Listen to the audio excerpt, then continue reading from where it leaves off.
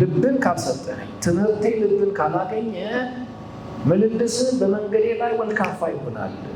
በመንገዴ ላይ ለመጠብጠብ የምትፈልግ ከሆነ አንድ ጊዜ ተቀዶ ተመረቆ በተሰጠ የጽድቅ መንገድ ላይ አክራሪ ተጓዥ መሆን የምትፈልግ ከሆነ ስለ መንገዱ በሚሰጡ ትምህርቶችን በቀልብ ስማው፣ በልቦና ስማው።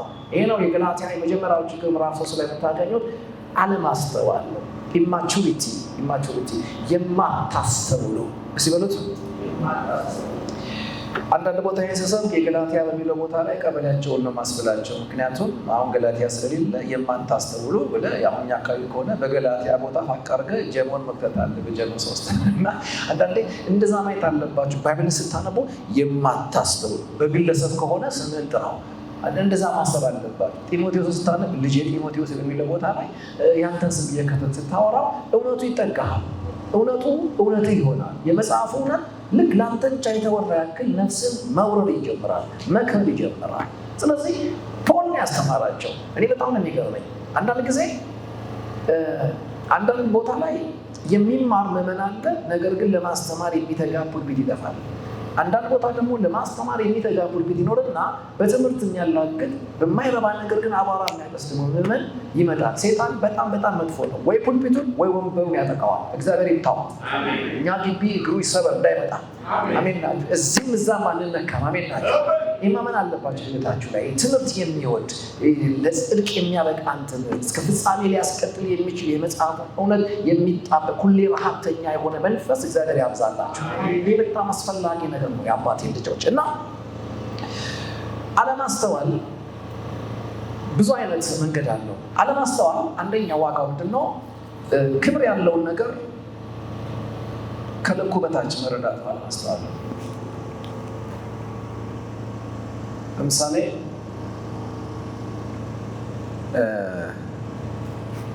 እዚህ በጣም መቀርባቸው ወዳጆች አሉኝ እዚህ ከተማ ውስጥ እና በቅርብ አንደኛው ሱቁን አስጎበኘኝ እና መዓት አይነት ከአልማዝ ጀምሮ መዓት አይነት በምድር ውስጥ ያሉ ድንጋዮች ናቸው ቦሌ ላይ እና ይሄ እንዲህ ነው የሚሸጠው በካራንት ነው፣ ይሄ እንዲህ ነው የሚሸጠው በእንትን ነው ያለ ይነግረኛል። እኔ ምን አልኩት? እውነት ይመለኝ አልኩት። ይሄ ድንጋይ ወድቆ ባገኘው አልፌው ነው የሚሄደው እንጂ በምንም ታምር እኔ አሁን ዋጋ አለው ብዬ ልጠቀው አልችልም ስል ሳቀብኝ። እውነት ነው አላውቀውም። አንዳንድ ጊዜ አለማስተዋል ማለት የከበረን ድንጋይ ልኩንና መጠኑን ካላወቅኩኝ እንደ ተራ ጠጠር አልፌው እንደ ኮብል ድንጋይ ረግጬ ላልፍ እችላለሁ። ያንን እኔ ግን ያለፍኩትን ግን በቀልብ ያዩ ሰዎች ዊዝ ኖሌጅ ማየት ማለት ነው። በአእምሮ ማየት ማለት በእውቀት ማየት አሜን ነው። እስከ ጥግ ማየት፣ አልፎ ማየት። አስረድቶልኝ እንደሆነ አላውቅም። ወንድ ላስረዳችሁ። ወተትን 1 ሊትር ወተት እዚህ ጋር ወጥቼ ድንገት ከእጄ ወድቆ ቢደፋ አንዳንዶቻችሁ ወተቱን ደፋው ነው የምትሉት። ደግሞ እናት አባቶች ደግሞ ይላሉ እርጎ ደፋ ይላሉ። አብሮ ናጥናጥ ቢደረግ ቅቤውን አብሮ የደፋው ደግሞ አልፎ ማይክሮስኮፕ ምናምን ወተትን ያዩ ሰው ደግሞ አይረን፣ ካልሽየም፣ ፋት እና ምን ያልደፋዋለን የተደፋው አንድ አይነት ዕቃ ነው። ስለዛ ዕቃ ያላችሁ ሙሉ እውቀት ምን ሉዝ እንዳደረጉ እንዲገባቸው ያደርጋል። ነጭ ብቻ ሆነ ደግሞ በቃ ወተት ተደፋ ችግር የለም ምናምን የምትሉት እንግዲህ ወተት ዋጋው ስላነሰ ነው። እኔ የፈለኩት መጠኑን ነው። ወተትን እስከምን አያችሁት? አንዳንዱ እስከ ቀለም ያየዋል፣ አንዳንዱ እስከ ወተት ሻይ ያየዋል፣ አንዳንዱ እስከ እርጎ ያየዋል፣ አንዳንዱ እስከ ቅቤ ያየዋል፣ አንዳንዱ አልፎ ያየዋል። ስለዚህ የማታስተውሉ ማለት በሌለት ከነገራችሁ ትምህርት ልጅ እንዳደረጋችሁ አላስተዋላችሁም። ቀጥሎ ደግሞ ነፃነት እንደሰጣችሁ እንዳሳረፋችሁ አላስተዋላችሁም። በጤናማ የጸጋ ወንጌል ያገኛችሁት ትምህርት ውጤቱ ነፃነት እንደሆነ ስላልገባችሁ ተቀማችሁት። በፋንታው የተቀበላችሁት ግን ምን ያደረጋችሁ? ባሪያ አድርጓችኋል። አሁንም መዳናችሁን ለመስራት የምትተረተረው አድርጓችኋል። አብ በጨረሰው ለማረፍ አቅመ ቢስ አድርጓችኋል። ነፃነት የሚለውን ነገር በዚህ ልክ ማየት መቻል አለብን። ማስተዋል ማለት ነገሮችን በልካቸው መረዳት መቻል። አሜን። ሁለተኛው ማስተዋል የሚባለው ነገር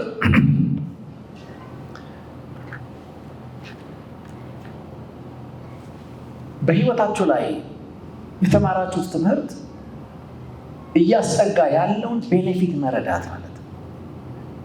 ምንድነው? ጳውሎስ አስተምሮ ሲጨርስ የገላትያ አማኞች የነበሩት ይህንን ነው ያጡት። ከዚህ የተነሳ ጳውሎስ ያገኛቸው ካልተገረዝን በስተቀር ጌታን ስለተቀበልን ብቻ መዳናችን ሙሉ አይሆንም የሚል ከመስቀል ስራ ቀደም ብሎ የነበረን የሙሴን ትእዛዝ በአዲሱ ኪዳን ውስጥ ደባልቀው ሁለቱንም በጋራ ይዘው ለመቀጠል የሆነ ተጽዕኖ ውስጥ ሲገቡ ትመለከታላችሁ። ይሄ በብዙ አብያተ ክርስቲያናት ውስጥ አሁንም በተለይ እንደ ኢትዮጵያ ካያችሁት እንዲህ አይነት ተጽዕኖ አንዳንዴ ግራ ይገባቸው አይደለ? ታቦት ወጣ ገባ ስትባሉ እንደዚህ ሆነ ምናምን ስትባሉ ግራ ይገባችኋል። በመስቀል ግን ስለ መስቀል አንብበህ መስቀል ላይ ታሪክ ያለቀ ምናምን ብለህ የሆነ ቀን ደግሞ ታቦቱን ይዘው ስትመለከቱ ሁለቱም የመጽሐፉ ሪያሊቲ ናቸው። በብሉይ ኪዳን ዘመን ነበረ ብሎ ታቦቱ ነበር፣ አሜን ነው። በአዲስ ኪዳን ደግሞ መስቀሉ አለ፣ አሜን። አሁን ስህተቱ ምንድን ነው? ህይወት ፕሮግረስ እንደሆነች ካላወቅ፣ በጥላ በኩል አልፈ አካሉ ጋር እንድረስ ካላወቅ በአንድ ጊዜ አዘሴል ታይ ታቦትም መስቀል ይዘህ ትገኛለህ። እሱ በጣም ከባድ ነው። በአንድ ሲዝን ለሁለቱም ለመሆን ትፈለጋለህ።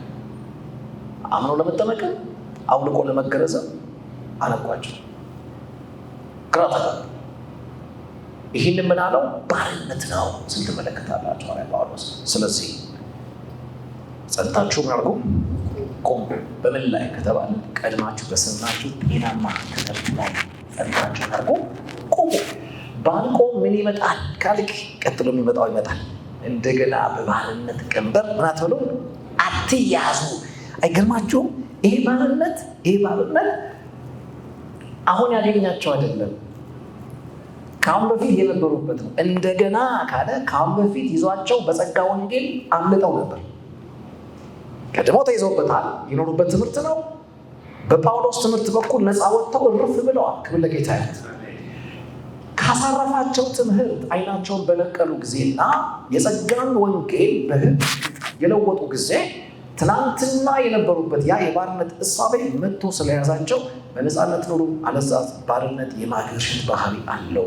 አንዳንዴ ብዙ ጊዜ አሁን በቃ አንዴ እንደምንም እመን እንጂ ችግር የለውም የሚሉ ትምህርቶችን በአንድ አይናችን ብቻ እንድናይ የሚያደርገን አንዱ ይሄ እውቀት ነው። ምክንያቱም ሰዎች መስቀልን የሚያክል ነገር በግዝረት እስኪቀሙ ድረስ አንድ አጥቢያ አይደለም 4 እና 5 አንድ አውራጃ ሙሉ የነበረ ቤተክርስቲያን በዚህ ስህተት እስኪገፈተር ድረስ ታሪክ ከነገረን በጸጋ የተገኘን እረፍትና የልጅነት ቁንጅና ተቀምጦ ሰው ትምህርት ለውጦ ወደ ባርነት ቁልቁል እንደሄደ ይሄ መጽሐፍ ይዞ በዘመናት መካከል ይህን እውነት ካቆየልን እኔና እናንተስ እንዴት እናመልጣለን? ሁል ጊዜ የዳናችሁበት እውነት ላይ ጸንታችሁ መቆም የሚባለውን ኃላፊነት ደርባችሁ ልትማሩት ይገባል። ክብር ለጌታ ይሁን። የዳንክበት እውነት አለ። ይሄን እውነት እስከ ፍጻሜ ረግጠህ ቁም። ካልሆነስ ባርነት ራሱን ሊያገረሽ ይችላል። በመዝሙር አፋቸውን የፈቱ ወደ ዘፈን አድርገው አይተናል። በእግዚአብሔር ቤት ድቅድቅ ብለው ያደጉ ጭልጥ ብለው ዓለማዊ ሆነው አይተናል። ይህ ሲጀመርም ስላልተመረጠ ነው ብለን አጓጉል ፍርጃ ከመፍረዳችንና አሁንም መንገድ የጀመሩ ሰዎችን ለመመለስ የሚሆን ኃላፊነታችንን ለመወጣት ከማንቀላፋት ይልቅ ልንነቃ ይገባል። ይሄ ወንጌል ሰዎች የሚቀበሉት ብቻ ሳይሆን የሚጠብቁት ብርሃን እንደሆነ ልናስተምራቸው ይገባል። እስቲ ወንጌል በሉ። የምጠብቀው እውነት የምቀበለው ሕይወት ነው። ወንጌል የተቀበልኩት ሕይወት የምጠብቀው እውነት ነው። ሁለቱን ነገር ሁሌ መርሳት የለባችሁ። ጤናማ ትምህርት ላይ ረግጦ የቆመ ሕይወት እግዚአብሔር ይስጣችሁ። ለዚህ ምን ትመክራለህ ካላችሁ ሆይ ሳውንድ ዶክትሪን ያስፈልጋችኋል። ይሄ ምንድን ነው? የኢትዮጵያ ቤተክርስቲያናት ሴጣን ታውቃላችሁ፣ ለሁሉም እኩል ነው የሚያደርጋቸው አይደል? ለሁሉም ነፃ ናቸው። ሰኞ እዚህ ናችሁ፣ ማክሰኞ ለቦታ ናችሁ፣ ሮቢዮ ለቦታ ናችሁ። ደግሞ በየሰዓቱ ደግሞ ቲክቶክ ላይ ደግሞ 4000 ቸርቾች አሉ፣ እዛ ላይ ናችሁ። አንዳንዱ ሰውየው ብቻውን ቸርች ነው። ሃሌሉያ ፕሮግራማችን ጀምሯል አመራም ብሎ በስነ ስርዓት በቃ መዝሙር አዘምሮ በባስ ለቅሞ የሚስብከትም አለና የአየር ላይ ምን አለ ቸርች አለ። የሚያስቀኝ አንተ የሁሉም አባል መሆን ነው። እነዚህ ሰዎች እውነታቸውን የማይቀሙበት ምንም ማስረጃ የላቸውም።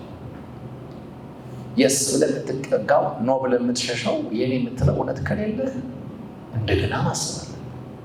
የገላትያ ስህተት ይሄ ነበር። በቃ መጠበቅ አለባችሁ። አንድ ጊዜ ለመጀመሪያ ጊዜ ኢትዮጵያ ውስጥ 80 መጨረሻ 90 አካባቢ እንዲህ አገር ቅውጥ ያደረገ አንድ ትምህርት ገብቶ ነበር እና አክቹዋሊ አሁን ማንንም ያስደነግጥም በቃ መንፈስ ምናምን የሚል ትምህርት ነበር። ያኔ ግን በቃ እንግዳ ነገር በጣም አስደንጋጭ ነው እና እኔ የነበርኩበት ቸርች አንድም ሰው አልሄደም። አሜን። ምን ነው እውነቴን ነው። አንድ ሰው አልሄደም እና ሁለት ነገር ነው የጠበቀን። አሜን። አንደኛ የማንም የማይመስል የኛ ምንለው ዶክትሪን አለ። ምንም ትምህርት ይዘና እዛው ጋር በዛው ውስጥ ካላለፍክ በፍጹም ልንቀበላችሁ። በቃ ምንም ይዘና አይገባም። ዘግቷል። እንዲህ ለማድ ያደረገ ህሊና እግዚአብሔር ይስጣችሁ። በቃ ብሉ ፕሪንቱን አይተህ ይመስላል ካልመሰለ ዞር በል ማለት መቻልን።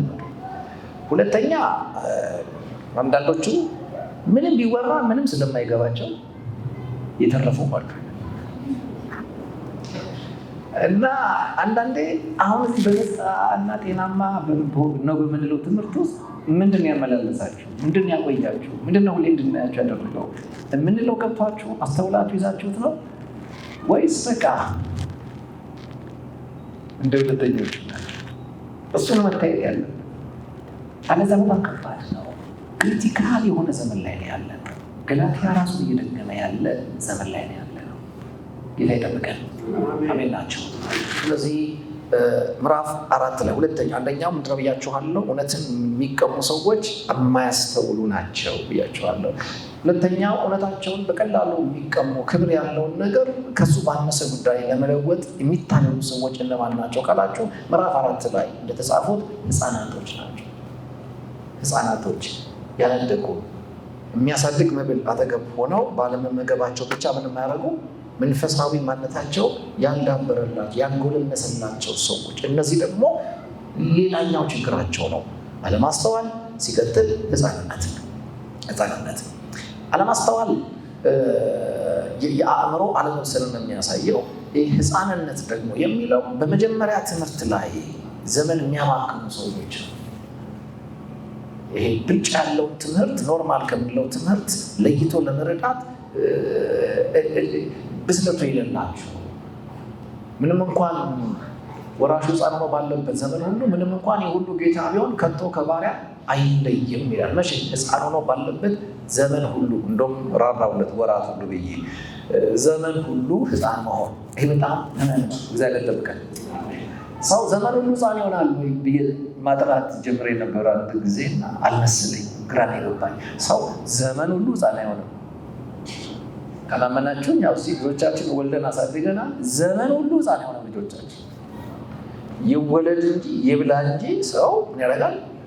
እየተተባተበም እየወደቀም እየተነሳም በአራት ከዛ በሁለት ከዛ በኋላ አባራ ወደማትይዘው ሩጫ ይደርሳል፣ ያድጋል። ለተወሰነ ጊዜ ልጆቼን ሱቅ መላክ ራሱ እፈራለሁ። አሁን ግን መዳም ብቻዋን ወጣ ሄዳ ገዝታ ተመራ ስትመጣና ልክ ደስ ይለኛል። አድጋለች፣ ራስ መችላለች ይላሉ። ግን ዘመን ሙሉ ልጃችሁ ከፖፖ ላይ አልነሳ ካለ እርግማን ነው። በጌታ ቶሎ ደጉልን። ሁሌ ወተት እንድንግታችሁ አጠብቋል ነው። አሜን ብሉ። አንዳንድ ሰው ይጠይቁኛል ኦንላይን ይከታተሉና ግን የምታስተምረውን እዛ አንተ ጋር ያሉት ይገባቸዋል? ስለሚገባቸውማ ነው ማስተምረው እና እንደዛ ተስፋ አደርጋለሁ። ክብር ለጌታ ይሁን። ሃሌሉያ። የሆነ በቃ ዛሬ ማታ ላይ እንደዚህ ሆነ ምናምን የማልላችሁ እስቲ ከማታ ያለ ማስብ ሁሉም ነገር ማታ ብላችሁ ልጅ ሆነ የዘመን አስቡ። አሜን ነው። ሁሉም ደግሞ ዛሬ ማታ አይሆንም። አንደኛ አበሻ ጨዋ ነው። ዛሬ ማታ ታሪክ ተለወጠ ይልሃል። ሳይለወጥ አድረህ በሚቀጥለው ማታ ይደገምልሃል። እንዴ ወራጅ አትልም። በቀደም እኮ ማታ ብለህ ነበር። ያው መሸነጋ ያው ነው እና እንዴት ነው ማለት አለብህ ማለት አለባችሁ። ግን እሱም ነገር ጥሩ ነው። አንዳንዴ አሜን አትሊስት ተጽናናለህ። እንደዚህ ጋር ፈቃድ እንደሚሰራ አለ። ክብር ለጌታ ይሁን። ጨለምተኛ አይደለሁም። እግዚአብሔር ይሰራል።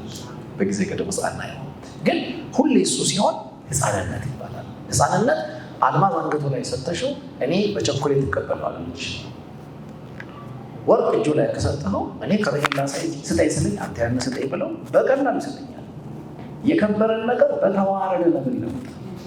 የሕፃንነት ትልቁ ችግሩ ይሄ ነው። የተሰጠውን አያውቀውም። ስለዚህ አይጠብቀውም። ካላወቀው የተሰጠን ህይወት አታከብረው፣ ካላከበርከው አትጠብቀው። ስለዚህ ታሪካዊ ለውጥ ሊያመጣ የሚችል ዘላለምን ሊያቆነጅ የሚችል ምልልሳችንን በነፃነት ሊያስውብ ሊያጅብ የሚችል ትምህርት ባሪያ ያደረጋቸው በሚችል ግን ለነሱ ጠጋ ባለ አያችሁ። የድነት ስራ ጠጋ ሲል ሰው በተለይ አበሻ ይወዳል። በነፃ ደህና ስትሉ አይወድም። እንደው በቃ ምንም ሳደርግ ይላል። አሁን በቃ ይሄን ነገር ትክክል አይመስለኝም ይላል። ስለዚህ ወዶ አይመስለኝም እዛ ቤት ትንሽ ጨምር አደርግልሃል እንድታመጥ እችንም ማድረግ ትባላል። አላጋጠማቸው ኃጢአት ሰርቻለሁ ስትል በወይራ ቸፕቸፕ አድርገው 40 ሰከንድ ትባላል። ይቅር እኮ ተብላል። መምሬ እኮ ያውቃሉ፣ በደንብ ያውቃሉ። ግን ጎንበስ ቀና ካላልክ አታምንም እና አንተ ካልደከመ ይሰጥሃል እንጂ ሳውንድ ዶክትሪናቸው መሰከያ ምናላሜ ነው። አንዳንዴ ሰው ድካም ይፈልጋል። አይታችኋል። ጊዜን ለመስጠት ኢቭን ገንዘብን እንኳን ለመስጠት አይታችኋል። ሰዎች የሆነ አንድ አይነት ትምህርት አስተማር አለባቸው። ዲሲዮን ዲሆንና ታሪክ ይለወጣል። እኔ አንድ ጊዜ እንደዚህ ሆነ ምናምን የሆነ ነገር ካልተወራ በስተቀር ለኪንግ ደግሞ ስርዓት ሰው አድልብል አይሆንም። ከእውቀቱ አይነሳም። ይሄ የእውቀት አለምን ሪል ነግረኸው አትጉን አታረገው። መጭበርበር የለመደ አይነት ማንነት ነው ያለው። ገበያ ላይ ተጨንቃችሁ አታውቁም? ሁሉንም ዕቃ ምርት ነው ይሏችኋል። ሁሉም የራሱ ምርት ነው እንደሚነግራቸው። በተለይ ኤሌክትሮኒክስ ምናምን ሲሆን እኔ ማለት ምንድን ነው የሚያክሰው ያንን ዓለም የሚያክሰው እንዲህ ነው ብሎ ገዝተው ቤት ስትሄድ እንክትክት ይወጣል። ሲሰጡ የነገሩን አይደለም ስትቀበለው የሚሆንበት። ስናስተምር የሰማኸውን ስትኖረው ፍሬ ካላየህበት የሆነ ቦታ ተለውጧል ማለት ነው። ስለዚህ ሕፃንነት የገላትያ ቤተክርስቲያን ዋጋ አስከፍሏታል። ለምን? ሕፃን ስለሆናችሁ ከሕፃንነት እሳቤ እስካልወጣችሁ ድረስ ከሞግዚት በታች ናችሁ። ሞግዚት ደግሞ የአባትህ ባሪያ ነው። ከሱ በታች ነህ። ከምን በታች? ከባሪያ በታች። ከቶ ከባሪያ ምን አይሆንም አይለይም። እረፍ ይላል። እረፍ ባይዘወይ በዛን ዘመን የነበሩ ሞግዚቶችና አሁን እኛ የምናስባቸው አይደለም። በዛ ዘመን የነበሩ ሞግዚቶች የተወለደውን ልጅ የንጉሱን ልጅ ይቀበሉና ስርዓቱን እያስተማሩ እየቀጡ ጥበብ እየሰጡ ዘከሚንግ ኪንግ ስለሆነ ያ ልጅ ወደዛ መስለት በዓላማ የሚኮተኮቱ ሰዎች ናቸው ሞግዚት የሚባሉት። አሁን እኛ እንደምናስበው የዴኬር አስገብቶ እንደመውጣት አይደለም። በዛ ዘመን የነበሩት ወደፊት ላይ ገዢ የሚሆን ተስፋ ያላቸው የንጉሱን ልጆች የሚቀበሉት ተራ ሰዎች አይደሉም። እነዚህ ሞግዚቶች የዝም ብለው እንቁላል ጠባብሰው ወተት ገተው ብቻ የሚሸኙ አይደሉም። የንጉስን ወግ ይነግሩሃል። የአመራርን ጥበብ ያሳዩሃል። እንዴት ፍርድ ለሚፈረድ ያሳዩሃል። በዛ ብስለት ነው የሚያበቁ። እንዳሁኑ የሆነ የምትላክበት ዩኒቨርሲቲ አይደለም ያለው። ተራ ሰዎች አይደሉም። ግን የመቆጣት የመቆምጠጥ ሪያል መብት አላቸው ሰዎች በልጁ ላይ ማለት ነው። ወዴት ነው የሚያደርገው ብለህ ከጠየቅ ወደ አባቱ ወንበር ነው የሚያደርገው።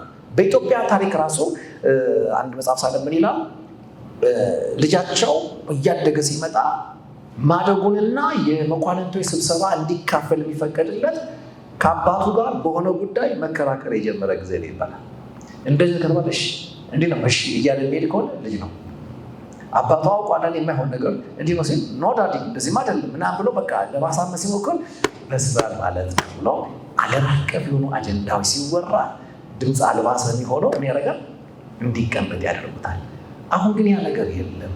ትልልቅ ጸጋዎች ብስለታችንን ቀድሞ እጃችን ላይ ወድቀዋል። በተለይ የኢትዮጵያ ክርስትና ዋጋ እያስከፈለ ያለው ነገር ይሄ ነው። ብዙ ጊዜ እናገረዋለሁ። አሁን ብለን እናገረው ነው። ይቅርታ አድርጉልኝ።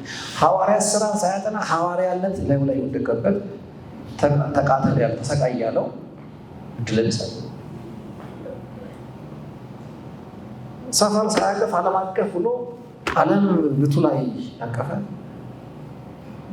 የተፈረደበት እኔ ፈርዶበት አለ። የትኛው ቅባት ሕፃንነታችሁ ላይ አይጣባችሁ።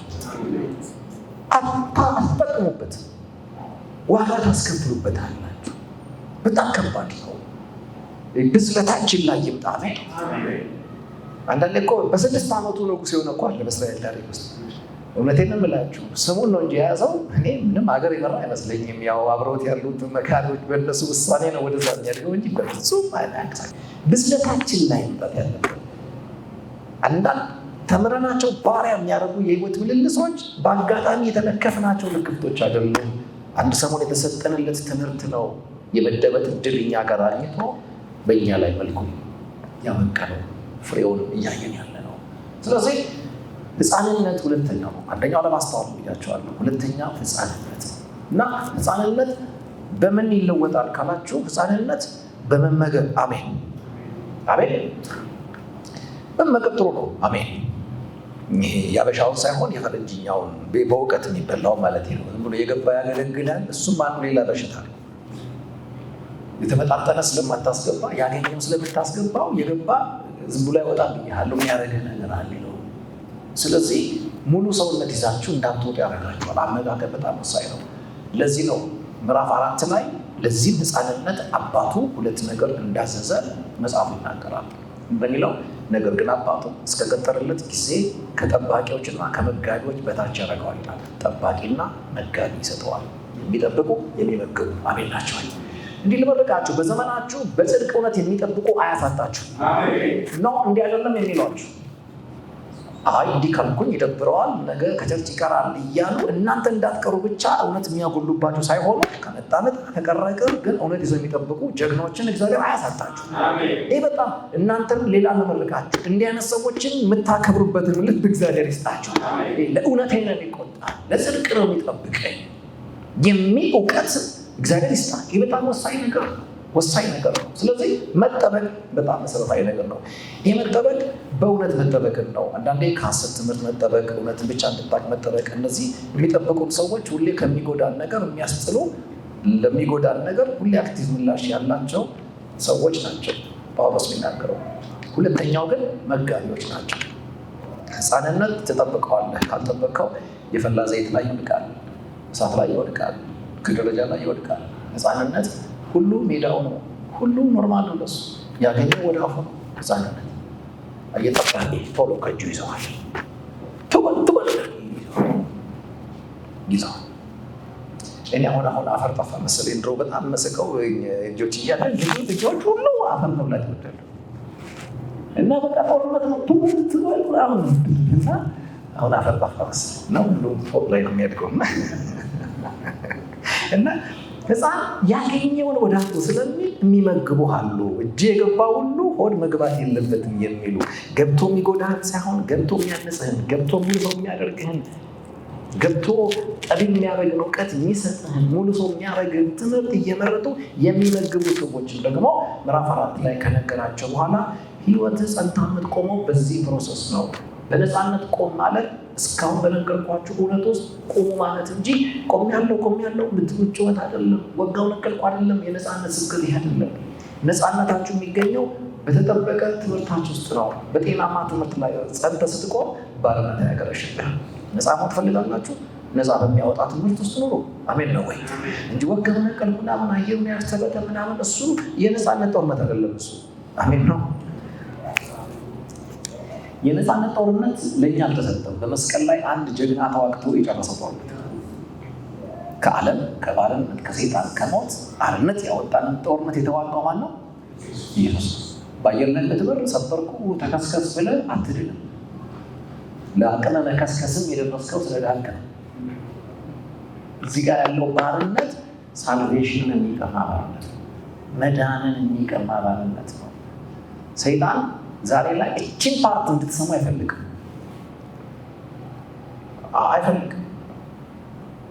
አንዴ አምነ ገባ በኋላ በቃ ምንድን ነው ጣጣ እንደገና ያስፈራራል እንዴ ምናምን ይሉሃል። ይኸው ባይብል እኮ ነው ፍራንጅ የትንሽ ነገር አታስብ ያለው ራሱ መጽሐፍ ነው። እያስፈራራን አይደለም። አንዴ ከዳንኩ ላይ አንዴ ተጠይቄያለሁ። ሰው አንዴ ከዳነ በኋላ እንደገና ይሞታል ያለኝና ምን ከሆነ በኋላ አንዴ ከዳነ በኋላ አንዴ ከዳነ መጥፋትን ምን አመጣው?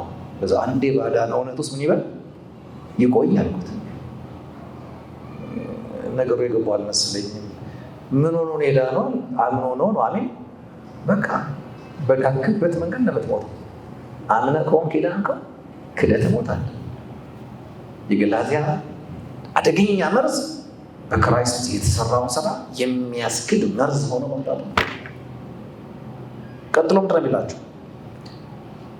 ምንም አይጠቅምም ካለ በኋላ ሕግንም ሁሉ እንዲፈጽም ግድ አለበት ብዬ ለሚገረዙት ሁሉ ለእያንዳንዱ ደግሜ እመሰክራለሁ። በሕግ ልትጸድቁ የምትፈልጉ ከክርስቶስ ተለይታችሁ ከጸጋ ወድቃችኋል። ይሄ ለዓለማዊ የተጻፈ አይደለም። ለገላትያ ከ4 በላይ ለሆኑ አብያተ ክርስቲያናት አማኞች የተጻፈው በእምነት ነው የጸደቃችሁት። እሱን እውቀት አቆማችሁ በሕግ ለመጽደቅ እውቀት ከቀየራችሁ የክርስቶስ ከሆነው ጽድቅ ራሳችሁን ትጥላላችሁ፣ ትወድቃላችሁ። አንዳንድ እውቀት ጽድቅ ይቀማል፣ ይገፈትራል፣ ያዳልጣል። ከቆማችሁበት የጽድቅ ምሰሶ ላይ ቁልቁል ይገባል። ይህን የሚናገሩ እነግርሃለሁ። በሌላ ቦታ የራሳቸውን ጽድቅ ሊያቆሙ ሲፈልጉ የክርስቶስ ከሆነው ጽድቅ ራሳቸውን ጣሉ ብሎ ይደግማል ሐዋርያው ጳውሎስ። 2 ጽድቅ አለ። የራስ የሚለው ጽድቅ አለ። እሱን ጽድቅ የክርስቶስን ካለቀቅ ነው። የክርስቶስ ደግሞ የሚባል ጽድቅ አለ። የራስን ጽድቅ መጋገር ካላቆም በስተቀር እጅም አይገባም። ስለዚህ ጸድቃችኋል በሱ። ስለዚህ ከማን ጋር ኑሩ? ከሱ ጋር በነፃነት የሚያለው ትምክህት ይሄ ነው። ጸንታችሁ ቁሙ። ምን ላይ? እዚህ እውነት ላይ ባልቆምስ ያዳልጣል። የክርስቶስ ከሆነው ጽድቅ ቁልቁል ይገፋል። ከዛ በኋላ ብትመለከቱት በጣም ደስ የሚል ምክር ይመክራችኋል። ምዕራፍ 5 ምዕራፍ 6 ደስ ይላል። ላይፍ አፕሊኬሽን ነው የሚያወራችሁ። የስጋ ስራ፣ የመንፈስ ስራ እያለ ይነግራችኋል። የስጋ ስራ የተገለጠ ነው። የትኛውም ስራ ምን አለው? በስጋ ከሰራኸው ምን አለው? ካምናለው ነው ሜንታሊቲ ከሰራኸው ፍሩት አለው። ህይወታችን ላይ፣ ኑሯችን ላይ፣ ምልልሳችን ላይ፣ ንግግራችን ላይ የሚታዩ ፍሬዎች በምን ማንነት እንደተሰሩ ያጋልጣሉ። ስለዚህ ጥል ካለ፣ ዘረኝነት ካለ፣ ክርክር ካለ፣ ሐሜት ካለ፣ ተንኮል ካለ፣ ስካር ካለ፣ ዘፈን ካለ፣ እነዚህ ነገሮች ካሉ በምንም ታምር እነዚህ ፍሬዎች የመንፈስ ስራ አይደሉም፣ የስጋ ስራ ናቸው። እንዲሁም ደግሞ ምን አለ? የመንፈስ ደግሞ የሚባል ፍሬ አለ። ያ ደግሞ ፍቅር ነው፣ ደስታ ነው፣ እምነት ነው፣ ሰላም ነው፣ የዋህነት ነው፣ ራስን መግዛት ነው። አሜን ናቸው። የዋህነት ነው። እነዚህ ደግሞ ነገሮች ዝም ብሎ አይመጡም። እንዲህ አትለከፈው። ዝም ብሎ ላይ በቃ ዘላሚ ስትል ዘለ የምታድለው አይነት ፍሬ አይደለም። ይሄ ነገር በመንፈስ በመቆየት ውስጥ በህይወት ኑሮ ሆኖ ይወጣል። ስለዚህ የክርስቶስ የሆኑት ስጋን ከክፉ ምኞቱ ጋር ምን አደረጉት? ያሳቀሉታል። አሜን ናቸው። ባለፈው ነግሬያችኋለሁ። መስቀል ላይ የተያዘ ህይወት አለ። ከመስቀል ደግሞ የተለቀቀ ህይወት አለ። በመስቀል የተያዘው አሮጌ ህይወት ነው። ከመስቀል የተለቀቀው የልጁ ህይወት ነው፣ አዲሱ ህይወት ነው። በዛ ህይወት እሳቤ ውስጥ ጌታ እስኪመጣ ወይ እኛ ወደ እሱ እስክንሄድ ያጽናል። ክብር ለጌታ ይሁን። ቆመን እንጸልያለን።